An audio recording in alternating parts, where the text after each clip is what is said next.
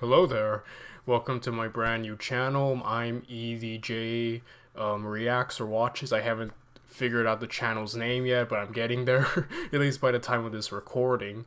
And basically I plan on just reacting or watching stuff on this channel, because I really enjoy doing that and I enjoy making those kinds of videos. I've done it before, so I have a channel specifically made for it. And yeah, for today I'm going to be starting a series on oversimplified videos. Now, I'm a huge fan of oversimplified. I really like reaction channels and videos. I think they're beyond interesting, and I personally find oversimplified to be like, I guess, just the most entertaining, the one I really love looking at. And I'm going to be starting with his most recent videos about the First Punic War.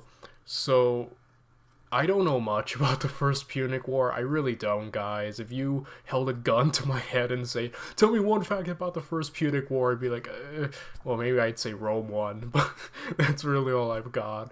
I know a lot about the Second Punic War because I'm a huge Hannibal fan.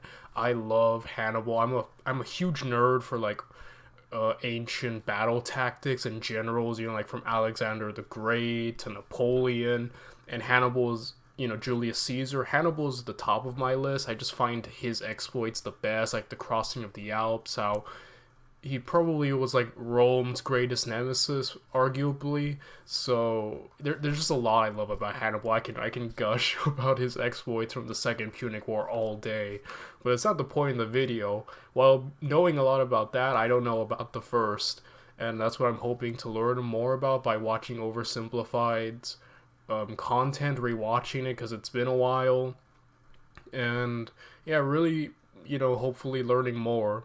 So that's really all I've got to say. I don't know anything, so I'm going in here completely blind. So yeah, that's really all it. I always want to give credit where credit is due. If you love this video I'm about to look at, I really recommend following Oversimplified. The man is great. Personally, one of my favorite history channels. So yeah, that's really all I have to say, guys. Without any further ado, let's just get right into it. Let's watch Oversimplified's The First Punic War. Alright, let's get our history on, guys. Video was made possible by NordVPN. Click the link below and get an exclusive deal with a huge discount and a 30-day money-back guarantee. Introducing our new, glorious, breathtaking bucket plushie. I remember the bucket, yeah. We're gonna get to that reaction soon. Or character pins. Buy them, or I'll marry your mother. It's your choice. Oh, Marcellus, you sure have a lot of dignitas. Kiss me. Okay. Hey, Dad. Oh Hi, my son. Just gosh. reading the newspaper. What can I do for you? Well, you know how you always say Rome is the greatest civilization in the world? It bloody well is. Well, I was just wondering, what makes us so great? How did we come to be? Wow. My son. Boy, let me take you on a journey. To this side of the room. The story of Rome begins with these beautiful baby boys going to... So yeah, the legend of Romulus and Remus. Forgive me for my mythology. I know it's more of a mythology than actual history, but basically, like, the two brothers were you know, raised by a wolf. I'm pretty sure they were like raised by a wolf. Somehow they ended up well, and I think Romulus, the one who murdered Remus when they were building the city, and he officially became the first king. Again, that's more mythology than I think actual history, but also I want to apologize. I'm going to periodically pause to test my own knowledge in history, so you've been warned. Or like to commentate, you know. Town on some she-wolf mommy milkers. That's gross. You're gross! Sorry, son. You're not gross. I love you. They're called Romulus and Remus, and when they grew up, in 753 BC, they founded Rome. But there was just one problem. They couldn't agree on which of them should be the king. But they worked it out peacefully, right? Oh, heavens no. Romulus caved Remus's skull in with a shovel. Here's a picture. Our first king committed fratricide? Yeah. I know. Look at his face. When's the part where we become the greatest civilization, Dad? Well, you see, at first Rome was full of men. I'm talking like a real sausage party. You know what I mean? Yes, sir. So we invited some neighboring cities over for a big feast. And then we literally kidnapped all of their women. Here's a picture. Look at that one. She's like... This is messed up. You're messed up. Ugh. Sorry. I'll be a better father. I promise. So No, then, you won't. finally, after centuries of monarchy, those tyrannical kings started getting a little too big for their britches. So we overthrew the kings and established Rome as a republic. Is that when all the killing stopped? No, that's when they Heavens, revved no. up. That's when the killing surged, baby. We went wild and conquered the Latin League, the Samnites, the Etruscans. Woo! What a rush. Dad, Rome seems pretty barbaric. You're barbaric! Oh, I Can't forgot to deny tell they you got about the time results. A prophet told Saturn his son would one day overthrow him. So Saturn literally ate his own son seconds after he was born. I don't want to see a picture. Here's a picture. Oh, Dad, yeah, I know that look at picture.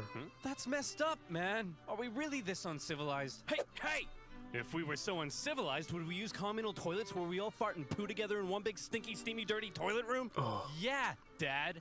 We would. Clean your butt with a sponge, Timulus. But all these guys just used it. What's wrong with your son, bro? I don't want to be Roman. This is so weird. Yeah, that's weird. disgusting. Sorry, you're not weird. I'm so happy to sure be you're living in modern probably day. fine. Ew.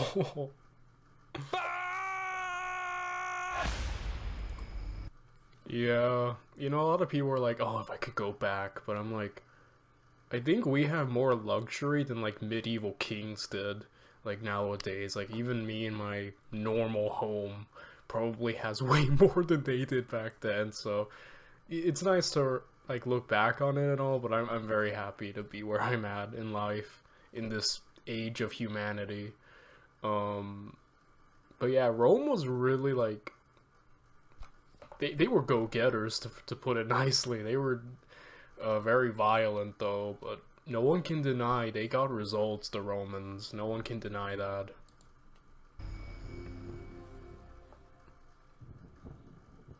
The Roman Republic, a nation that, since its foundation, had been stabbing necks all the way down the Italian peninsula. But this isn't the famous Roman Empire that ruled the known world. Not yet anyway.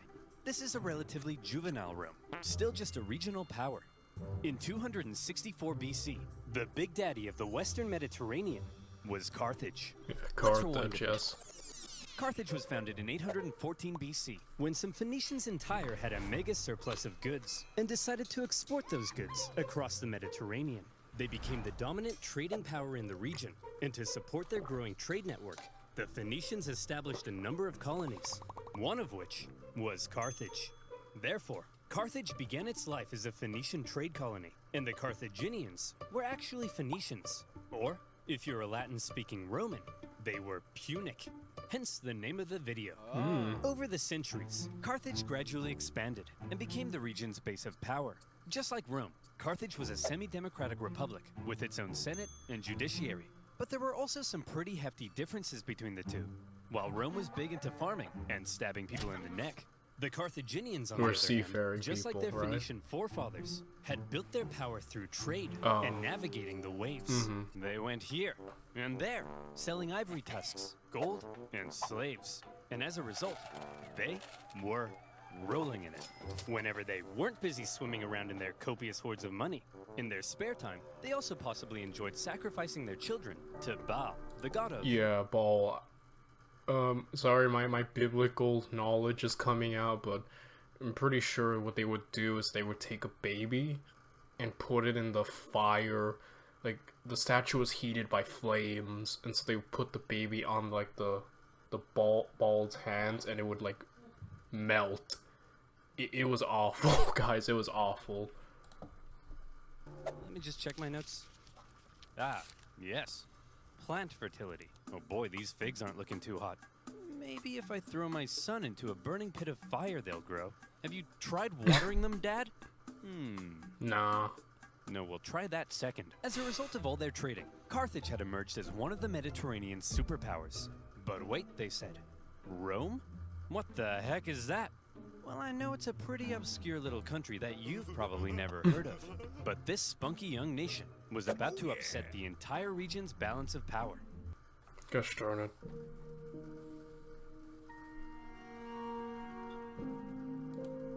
Initially, the two sides enjoyed relatively friendly relations, and it even signed a couple treaties. But it was a The relationship creek smell. that was practically destined to turn sour. Because of Rome. See, Rome had a thing where they liked to aggressively expand their boundaries, often viewing such expansion as a defensive act. Kinda like when you kill your neighbor, because you knew eventually they would have tried to kill you first. It's true. Meanwhile, Carthage was extremely protective of its wealthy trade network. So if you put a very strategically important island between them, well, 2 + 2 equals war. Tensions rose, and the two sides began viewing each other with increasing disdain. The hard-working Romans looked across the water at the money-hungry Carthaginians and said, "Look at those dishonest crooks. Bet they've never done an honest day's work in their lives." And the Carthaginians looked back and said, "Look at those simple-minded brutes. Bet they've never sacrificed a baby in their lives." Yeah! While war between the two superpowers Awful. seemed inevitable, the event that finally triggered it was a little unexpected. The whole thing began with a few simple mad lads on a wild night out. These mad lads are called the Mamertines. They were Italian mercenaries employed by the tyrant of Syracuse here. But when he died, his successor said, "Sorry fellas, we don't need any big burly men with sharp sticks anymore. You can all go home." The Mamertines, as it turned out, didn't want to go home. So instead, they went to the nearby town of Messana and said, "Hey man, we are but poor little buff boys without a home. May we come in?" Aw, poor fellas. Sure thing. Just so long as you promise not to massacre all of us. And they We did. promise. I'm guessing. The Mamertines then massacred all of them. Well, not all of them, just the men. And they stole their homes and families. Ha! This is my house now. No way. This is my best dad ever mug now. And you guys are my new family. Oh. Son, wanna go play catch with your old papa? You're not my real dad! Ugh. Teenagers. Am I right, dear? You're not my real husband. Ugh, I'm so trapped in this marriage. Then get out! No, Messana That's was now wild, controlled dude. by the Mamertines, and they began raiding up and down the Syracuse coastline. When the new ruler of Syracuse saw this, he wasn't happy. The Syracusans began fighting back, and in response, the Mamertines said, "Oh crap, they're fighting back? What do we do? Quick, we'll convince the Carthaginians to come and save us." Oh no! We're in trouble. Oh my God. And we need a big, strong empire to come and rub our bellies. Why are you saying it like that? If I was a big, strong empire, I think I'd like to be seduced. See? It's working! The Carthaginians had long dreamed of controlling all of Exactly Sicily. how it went They had down. been fighting Syracuse and their Greek influence on the island for centuries. And now, here was a great opportunity to get one over on them. So Carthage promptly answered the Mamertines' cry for help and sent a force to garrison Messana. As it turned out, however, some within the ranks of the Mamertines weren't too happy with the occupying Carthaginians, and they sent out a second cry for help to Rome. When it reached the Roman Senate, they were a little more hesitant. Going to help the Mamertines ran the risk of triggering an all-out war with Carthage, and they had only just finished conquering the Italian peninsula, so they were kind of tired. Plus, the Mamertines were all the way across the water. They had never made a leap like that before. So you would assume that to avoid any conflict with Carthage, the exhausted Romans would probably sit this one out. But Nope. you would assume wrong. Rome just couldn't resist a good chance for war. Why? Well, there's something you gotta understand about Rome. See, as a republic, they were hell-bent on preventing any one man from ever gaining too much power. And so rather than having one leader, Rome had two, called consuls, Oh, yeah. who shared I power. remember this. These consuls could also only serve for 1 year at a time before new consuls were elected. These measures to limit the powers of the consuls were noble, but had an interesting side effect. The consuls knew they had just 1 year to try and gain as much glory and prestige as possible, something that was very important in Roman society. And the best way of gaining glory and prestige? Military victory, of course. The Roman political system basically ended up encouraging these consuls to go out and be as aggressive as your Italian grandmother when you don't eat all the spaghetti. And so the glory-seeking consuls convinced the people to vote in favor of going to Messana. And in they went. Upon the arrival of the Romans, the Carthaginians in the city, amongst the confusion, were forced to leave. Now, in contrast to Roman aggression, the Carthaginian military had a slightly different philosophy. All right, kids, listen up. If you want to grow up to be Carthaginian military leaders, there's a few things you have to understand. If you fail to succeed on the battlefield, that's a crucifixion. Showing cowardice, that's a crucifixion. Hello, sir. What are you doing here? Aren't you meant to be in Messana? Yeah, but the Romans showed up. So you just left? Sure did. Oh, you better believe that's a crucifixion. Oh my The Roman goodness, consuls dude. were awarded for victory, and therefore tended to be aggressive go-getters. By contrast, the Carthaginian generals were brutally punished for failure, and so they tended to be more cautious and restrained. This dynamic is helpful for understanding some of the crazy things that happened Okay, that's good to during know. the Punic Wars. So, the Romans have crossed over to Messana, and now there was some red on the island. Hit that panic button. This turn of events was unacceptable to both Carthage and Syracuse, so the traditional enemies teamed up to kick the Romans off their island. They surrounded the city and said, "Hey, you jerks! This isn't your island! Come out of there at once!" "Okay, we're coming!" See, Phil, you just gotta speak with authority. That's what being an alpha male's all about. Hey, man. Oh, you brought your weapons and armor? No, I didn't mean... Oh, crap. Out the Roman legions came to engage the Carthaginians in battle, and they sent them packing. With the Battle of Messana, whether intended or not, by going to help the Mamertines, the two sides had just slipped into an all-out war. With the initial Roman victory, towns across Sicily, including Syracuse, began switching allegiance, because being a winner is more fun. But the Carthaginians weren't about to just give up that easily. In 262 BC, they began building up their forces at Agrigentum. So the Romans, being aggressive go-getters, aggressively go-got them. The Romans immediately laid siege, hoping to starve out the Carthaginian garrison. However, because this was the first time Rome had been fighting outside the Italian peninsula, across the water, they struggled to supply their forces, and before long, the Romans were as starving as the Carthaginians they were besieging.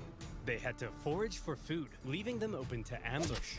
And when Carthaginian reinforcements arrived, creating a double siege, things got really bad. Okay, that reminds me, I think something similar to this event happened during Julius Caesar time. He was fighting, what was the guy's name?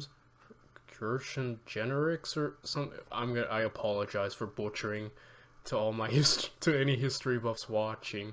Vercingetorix or something like that. Like, I remember, like, he sieged the town, and then he made an outer wall around him because the reinforcements were showing up for the enemy. Like, it's wild, man. History can be more wild than fiction at times, which is just, wild but funny. Everybody starved each other for months until nobody could take it anymore, and they all finally came out for battle, which Rome won. Here's the report from the recent siege at Agrigentum, sir. We killed 30,000 while only suffering 7,000 losses? That's amazing! We're the best! Yes, sir. Whoops, those are the wrong way around. Oh, What? wow. We lost 30,000? We're the worst! But you we won. won, right? Yes, sir. But we also got our asses kicked. Yes, sir. So are we the best or the worst? Yes, sir. Why not both?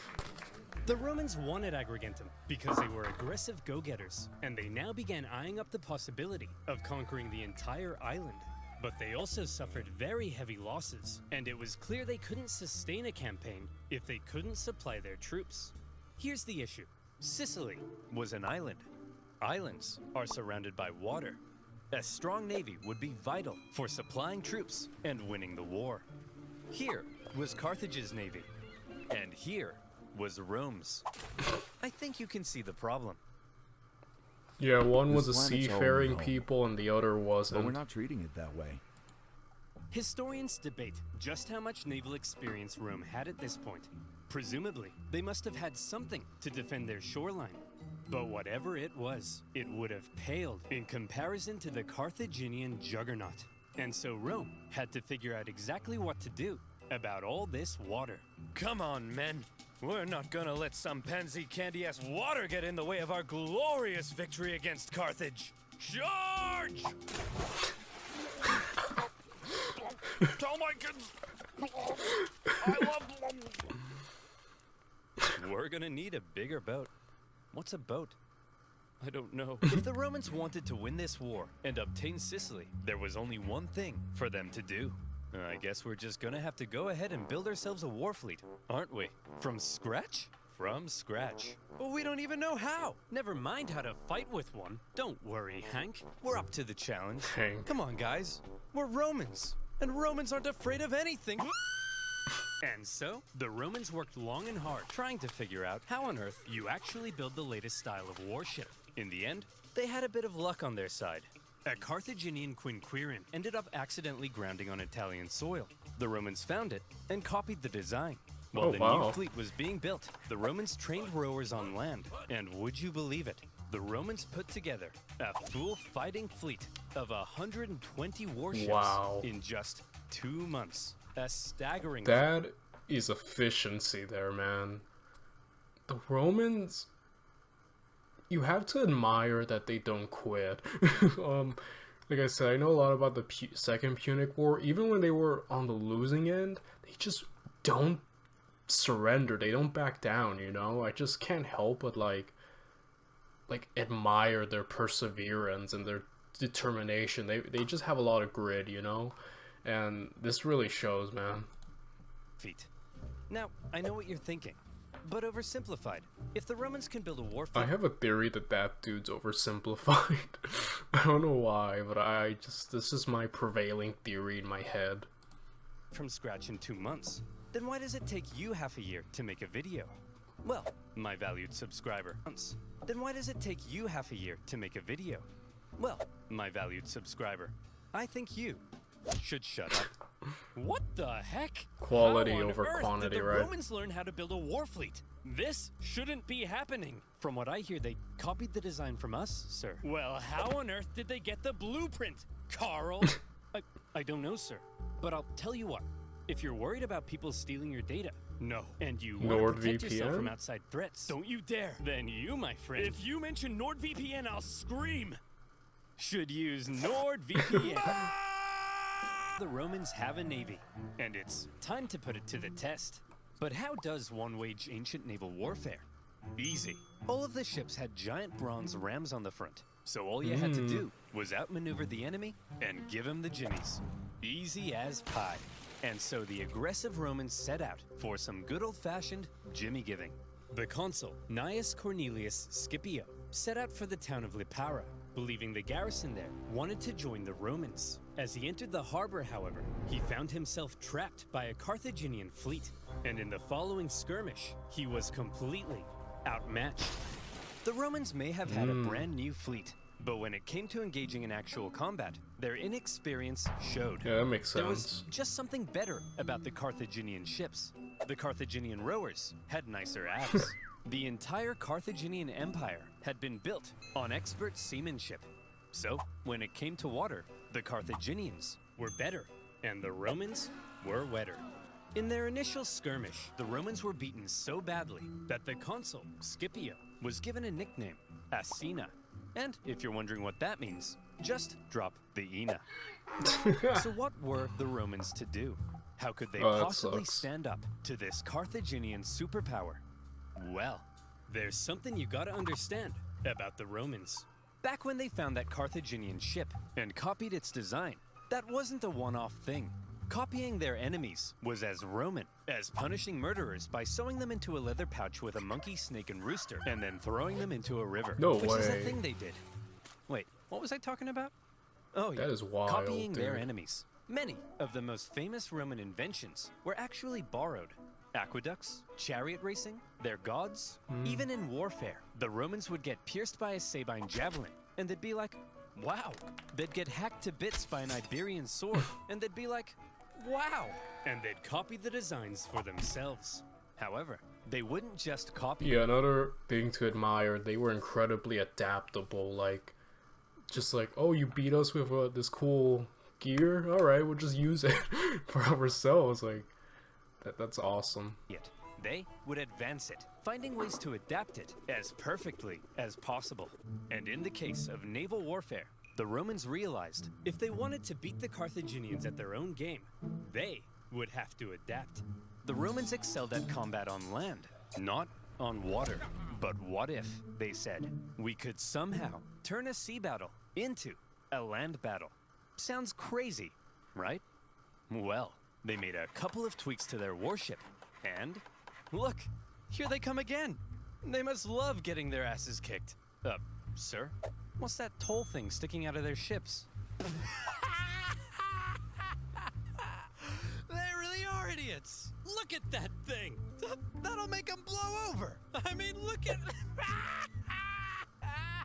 I see. It's supposed to be a bridge. Get your camera out. Take a picture of it. I mean, how stupid can you be? Let's just add a big wooden tower to our ship that'll weigh us down and blow us over in the wind. I mean, what does that thing even do? Yeah. The Romans had built a big swinging spiked gangway called the Corvus. So when the Carthaginian ships approached to ram them, the Romans would just slam them. The Carthaginians tried going around. No problem. The Corvus could swivel. Try going behind. The Romans would huddle to the coastline. It was foolproof. Those big, sexy Carthaginian rowing muscles could flex all they want, but they were no match for the Roman mind. Big So brain ladies, energy, dude. You see, what really matters is what's on the inside. Please go out with me. And with that, the Romans, who had only just recently began dabbling in the art of naval combat, thanks to their ingenious Corvus, had just managed to outclass the Mediterranean seafaring superpower. The Carthaginians were stunned, and the general in charge of the defeated Carthaginian fleet, well, you better believe that's a crucifixion. Would you be interested in Oh having my an affair? gosh. Wait, what? Never allow Betty or Pat to get hurt. With their newfound control of the seas, the Romans could now more easily blockade coastal cities and supply their legions on land. Surely, the Romans were now free to unleash their aggression all over the island. Haha! Hey Carthaginians, what are you gonna do now that we're free to rampage across the island? We're gonna go inside these walls and close this gate. Oh, come on, guys. Stop messing around. Come out so we can kill you. No. Oh, come on. No. Oh, no. To counter the new Roman supremacy, the Carthaginians decided to engage in a defensive war of attrition, forcing the Romans to engage in siege. After lengthy siege, the war in Sicily became a long, hard, back-and-forth slug. One by one, cities slowly fell as the Romans gained ground. Occasionally, the Carthaginians countered and even pushed them back, only for the Romans to rebound again. And whenever a city did finally fall, the Romans could delight in slaughtering the entire population and selling any survivors into slavery, which was pretty standard procedure at the time. In general, the campaign on land was progressing much slower than the Romans had hoped, and quite frankly, they were getting sick of it. So in 256 BC, they decided that something had to change. Hey everyone, my name's Marcus Attilius Regulus, and I'll be one of your consuls for this year. Look, as I'm sure you all know, Sicily's being a bit of a drag. Sure, I could go and spend my entire year as consul besieging one single city, but they'll never make a naked statue of me for that. So here's the new plan. I'm gonna skip Sicily entirely, take my army, and go right for the heart of Carthage itself. I'll slaughter the men, enslave all the women and children, and when I return, you'll all build 1,000 naked statues of me. Sounds solid enough. Marcus, that women and children stuff, that seems pretty evil and barbaric. No, Jim, it's perfectly normal in the ancient world. Sometimes we even chop their pets in half. Okay, guys, looks like the poor Romans are coming dogs. straight for us this time. And what will they do when they get here? They'll kill us all. They'll massacre each and every last one of us. They may even chop our pets in half. That's barbaric! No, Rob, it's actually pretty normal for the time. We'd do the same to them. Who'll protect us? Funny you should ask, Mary. That's kind of why I called this meeting. Who will protect us? Protect our families, our homes, No one. our children. You guys? Ha! Don't make me laugh. Why, you're just a bunch of stupid and weak farmers. Simple-minded buffoons. Cowards. Fools. Rob here thinks enslaving women and children is barbaric. You're a snowflake, Rob. Yes, you are. The fact is, if the Romans manage to land on African soil, we're all gonna die. A terrifying, hideous, unspeakably painful death. Inspiring. Is that the end of that speech? Yes. The Carthaginians had to stop the Romans from ever landing in Africa because they believed that would be the end. So as the Romans were building an invasion fleet, the size of which the world had never seen before, the Carthaginians were preparing an even bigger one to stop them. And in 256 BC, as the Roman invasion fleet made its way south, the stage was set for a humongous battle that saw 680 warships, around 300,000 men, fighting to decide the course of the war. Wow. To this day, the Battle of Cape Ignomus remains possibly the largest naval battle in human history, all the way back in ancient times. So the next time your granddad tells you about the time he sank a Japanese aircraft carrier, kick him in the nuts. The Romans had a lot riding on this battle. They weren't just sending their warships, but transports as well, full of supplies and horses for their invasion of Africa. They therefore formed a protective wedge-like formation to punch through the long, thin Carthaginian line. The Carthaginian generals, however, desperate to prevent the Romans from reaching Africa, had a plan of their own.